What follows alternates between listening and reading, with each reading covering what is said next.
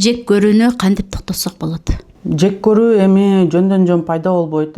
Бул эң оор сезимдердин бири. Жек көрүүнүн ичинде көптөгөн башка сезимдер дагы камтылган, көптөгөн башка сезимдерден дагы турган бир оор ички абал болуп эсептелет. Кандай сезимдерден турат? Биринчиден, бул жерде жек көрүүдө ачуулануу бар, экинчиден тарыныч бар, үчүнчүдөн кайгыруу бар, капалануу болуп калат. Ушундай бир оор сезимдерден турат да. Ошон үчүн бул үч сезимди талдап чыгышыңыз керек да. Биринчиден сиз тарынгансыз бир нерсеге. Тарыныч адамга эмнеге берилет?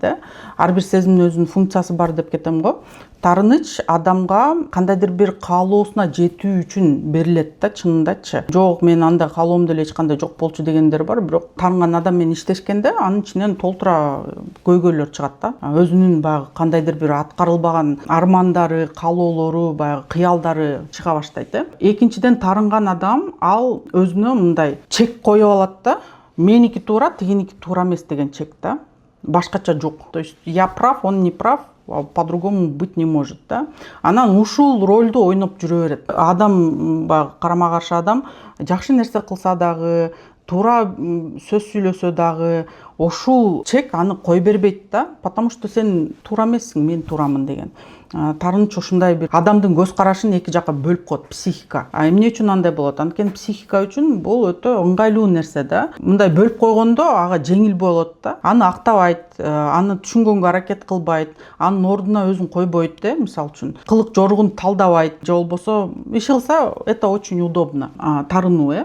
Экинчиден, кайгыруу. Кайгыруу эмнеге керек адамга? Буну да айта кетсек, бунун ичинде кайгыруу да болот атпайбы? Кайгыруу адамга ойлонууга, кандайдыр бир чечим кылууга, тандоо жасоого аябай маанилүү сезим болуп эсептелет. Ошон үчүн балдар деле жалгыз отуруп калса, кайгырып калыптыр деп биз алаксытып келебиз. Бирок ал ой жүгүртүү процессинде экенин түшүнбөйбүз. Ошон үчүн сиз өзүңүздүн ичиңиздеги ушул үч сезимди тең талдап, тактап, аныктап, анан чектерин да билишиңиз керек. Анан ачуулануу. Ачуулануу эмнеге керек? Адамдын чек арасын коргош үчүн керек.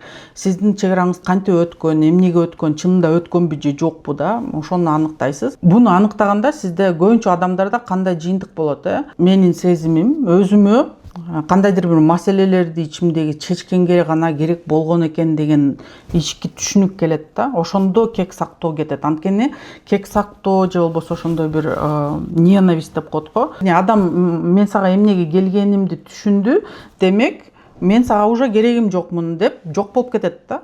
Бул түшүнүк киргендечи 2 секундтан ичинде ошол кек сактоо кетет. 2 эле секунд. Элдер ойлойт ага айлап, жылдап бу менен иштеш керек деп, андай эмес.